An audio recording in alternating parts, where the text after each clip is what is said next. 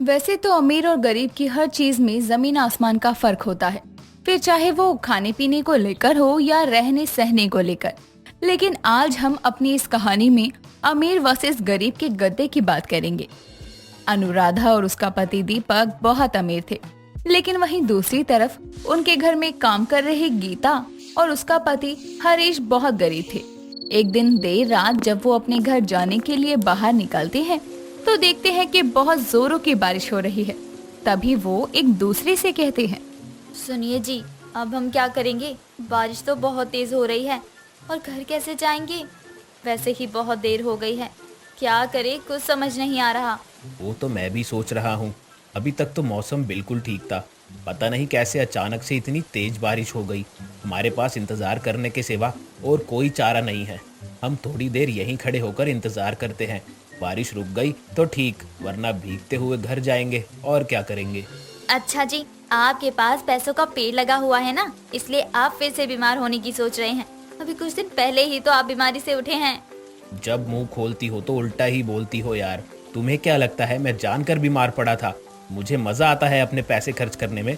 तुमसे तो बोलना ही बेकार है। हरीश और गीता आपस में बहस कर रहे थे। तभी उनका मालिक दीपक ऑफिस से घर आता है। मालिक की गाड़ी देखते ही दोनों चुपचाप खड़े हो जाते हैं। तभी दीपक गाड़ी से निकलकर उन लोगों से कहता है, यहाँ क्या हो रहा है? तुम दोनों इतनी रात को यहाँ क्यों खड़े हो? अभी तक अपने घर क्यों नहीं गए? बहुत लेट हो गया है। वो मालकिन ने हमें कुछ काम करने को कहा था, तो वही करते करते देर हो गई और समय का पता ही नहीं चला।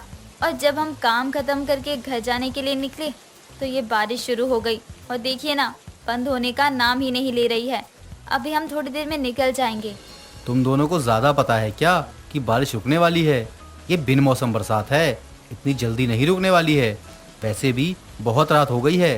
दोनों मेरे साथ घर के अंदर चलो और आज रात यहीं रुक जाओ। अब सीधे कल शाम को ही घर जाना। अब मालिक, हम और आपके घर में रहेंगे? हाँ तो क्या हुआ, पूरे दिन नहीं रहते हो क्या? जब पूरे दिन रह सकते हो तो फिर रात को रुकने में क्या बुराई है? चलो दोनों अंदर। दीपक की बात सुनकर दोनों घर के अंदर चले जाते हैं, जिसके बाद दीपक अपने कमरे में चला जाता है और गीता और हरीश रसोई में चटाई डालकर जमीन पर सो जाते हैं। कुछ देर बाद दीपक पानी लेने के लिए रसोई में आता है और दोनों को जमीन पर सोते देखकर उन्हें उठाते हुए कहता है, तुम दोनों का दिमाग तो ठीक है, बाहर इतना मौसम खराब है और तुम दोनों हो कि जमीन पर सो रहे हो। तबीयत खराब हो जाएगी दोनों की। इतने टाइम से तुम लोग इस घर में काम कर रहे हो, तुम्हें नहीं पता कि गेस्ट रूम कहाँ है? पता है मालिक। पता है तो जाओ वहाँ और सो जाओ। बिना बात के अपनी रात काली कर रहे हो दोनों। पहले मेरे कमरे में पानी रख दो, उसके बाद जाना। जी आप कमरे में जाइए, मालिक मैं अभी पानी लाकर देती हूँ। दीपक इतना कहकर अपने कमरे में चला जाता है, जिसके बाद गीता उसके लिए पानी लेकर उसके कमरे में जाती है। वहीं दूसरी तरफ हरीश गेस्ट रूम में जाकर सोने के लिए जैसे ही बेड पर लेटता है तुरंत सो जाता है। कुछ देर बाद गीता जब कमरे में आती है तो अपने पति को आराम से अमीरों के मखमल के गद्दे पर सोता देखकर कहती है, आप तो आते ही सो गए। लगता है आपको अमीरों का गद्दा कुछ ज्यादा ही पसंद आ गया है। यार, इतना मखमल का गद्दा पाकर किसको नींद नहीं आएगी। आज मालिक की वजह से हमें अमीरों के गद्दे पर सोना नसीब हो गया, वरना आज तक हमें इस मखमल के गद्दे पर बैठना भी नसीब नहीं हुआ। तो सोना तो बहुत दूर की बात है। वैसे हाँ, बात तो आप सही कह रहे हैं। मालकिन चाहे कितनी भी खड़ूस हो, लेकिन मालिक दिल के बहुत अच्छे हैं। वो अमीर और गरीब में कोई अंतर नहीं समझते।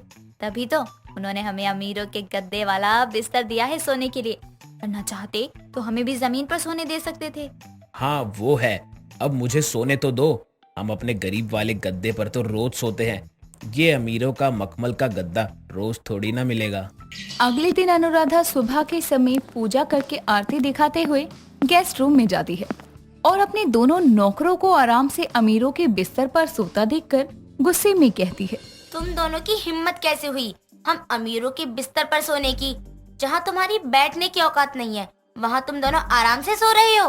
अब माफ करिएगा मालकिन, लेकिन हमें मालिक ने ही कहा था कि हम दोनों यहाँ सो जाए, क्योंकि कल रात को बारिश इतनी थी कि हम घर ही नहीं जा पाए।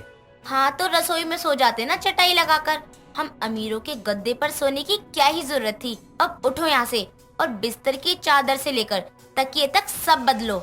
जी मालकिन, हम अभी कर देते हैं। गीता की बात सुनकर अनुराधा वहाँ से चली जाती है, जिसके बाद हरीश गार्डन में जाकर पौधों को पानी देने लगता है। वहीं गीता बिस्तर ठीक करके रसोई में जाकर नाश्ता बनाने लगती है। कुछ देर बाद शाम को दोनों अपने घर लौट आते हैं और खा पी कर जब सोने के लिए अपने गद्दे पर लेटते हैं तो उन्हें नींद नहीं आती। दोनों करवट बदलते रहते हैं। कुछ देर बाद हरीश उठकर बैठ जाता है और अपनी पत्नी से कहता है, एक दिन अमीरों के गद्दे पर क्या सो गए, अब हमें अपने गरीब गद्दों पर नींद ही नहीं आ रही। आखिर ऐसा क्यों? आएगी भी कैसे जी? कहाँ वो अमीरों का मखमल फॉर्म से बना हुआ मुलायम साफ सुथरा गद्दा, और कहाँ ये गरीबों का फटे पुराने कपड़ों से बनाया हुआ पत्थर जैसा गद्दा। दोनों में कितना अंतर है। हाँ ये तो है, लेकिन क्या हम लोग उनके जैसा गद्दा नहीं ला सकते हैं? आप ना ये बेकार के सपने देखना बंद कर दीजिए। मुझे तो कहते हैं कि जब मुंह खोलती है बस उल्टा ही बोलती है, लेकिन आप कौन सी सीधी बातें कर रहे हैं। अपने शरीर को ज्यादा आराम प्रस्त मत बनाइए और सो जाइए। सुबह अगर काम पे देरी से पहुँचे ना तो मालकिन जान ले लेगी। गीता की बात सुनकर हरीश निराश मन से दोबारा लेट जाता है और अपने गरीब गद्दे पर ही सोने की कोशिश करता है। समय बीतता है। तभी एक दिन अनुराधा और दीपक घूमने के लिए जाते हैं। साथ ही अपने नौकर हरीश और गीता को भी लेकर जाते हैं। कुछ देर बाद सभी एक पार्क में पहुंचते हैं, जहां अनुराधा बैठने के लिए एक एयर मैट्रेसेस लेकर आती है। वहीं दूसरी तरफ हरीश और गीता अपने हाथों से बनाया हुआ पतला सा गद्दा लेकर आते हैं, जिन्हें देखकर अनुराधा हंसते हुए कहती है, तुम गरीबों को ये गद्दा लाने की क्या ही जरूरत थी? तुम लोगों को तो वैसे भी जमीन पर बैठने की आदत है। अनुराधा, तुम अपने नौकरों की इंसल्ट करने के लिए अपने साथ लाई हो क्या? और तुम्हें क्या मतलब है कि वो जमीन पर बैठे हैं या अपने हाथों से बनाए हुए गद्दे पर? तुम्हारे गद्दे पर तो नहीं बैठे हैं ना? बैठ भी नहीं सकते हैं, क्योंकि इनकी इतनी औकात ही नहीं है कि ये हमारे गद्दों पर बैठ सके। इनके लिए इनके गरीब गद्दे ही ठीक है। अच्छा, अब अगर तुम्हारा ये अमीर वर्सेस गरीब के गद्दों का टॉपिक खत्म हो गया हो तो कुछ खा पी लो, भूख लगी है मुझे। हाँ बिल्कुल, लेकिन पहले आप इस हवा वाले गद्दे में मशीन से हवा भरिए ताकि मैं थोड़ा आराम कर सकूं। और गीता, तुम तब तक गाड़ी से खाने का सामान निकाल लाओ। जी मालकिन, अभी लेकर आती हूँ। गीता इतना कहकर हरीश के साथ गाड़ी से खाने का सामान निकालने के लिए चली जाती है। वहीं दूसरी तरफ दीपक एयर पंप के जरिए गद्दे में हवा भरने की कोशिश करता है, लेकिन उसमें छेद होने के कारण उसमें हवा नहीं भर पाती। तब तक गीता और हरीश भी खाना लेकर आ जाते हैं और तभी दीपक कहता है, देखो, मुझे लगता है तुम्हारे इस एयर मैट्रेस में कहीं छेद है, जिसकी वजह से हवा पास हो रही है, इसलिए तुम्हारा गद्दा तैयार नहीं हो पा रहा है। अब तुम्हारे पास दो ऑप्शन है, या तो तुम मेरे साथ गरीब के गद्दे पर बैठो या फिर जमीन पर। मर्जी तुम्हारी है, क्योंकि गरीबों से परेशानी तुम्हें है, मुझे नहीं। दीपक इतना कहकर आराम से अपने नौकरों के गद्दे पर बैठकर खाना खाना शुरू करता है।